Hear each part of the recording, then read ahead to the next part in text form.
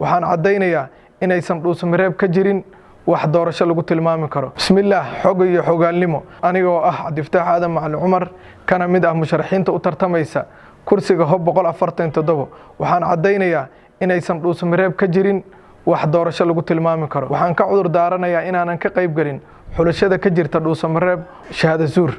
Doorashada dhuusamareeb ka jirta ma ahan meel nin gob ah ama garasho leh ka qayb gali karo maadaama ay luntay hufnaantii doorashada. 24 saac la soo dhaafay waxaan ka shaqaynaynay in magaalo madaxda dhuusamareeb aysan ka dhicin wax dagaal ah waana aan ku guuleysana arrinkaas.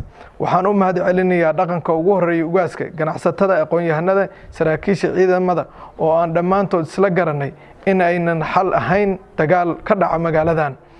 waxaan isla garanay inaanan ka wada shaqayno wadajirka xasiloonida caasimadda, badqabka dadka, abaaraha iyo dhibka halakeeyay. mahadcelin waxaan u mahadcelinayaa dhammaan walaalihii iyo asxaabtii ii muujiyay garab istaaga inta aan ku jiray kaambeynka doorashada ee aan waday 2 sano ee la soo dhaafay. ugu dambeyn waxaan sii wadi doonaa hiigsiga iyo himilada siyaasadeed ee aaminsanahay si nabadgelyo ku jirto.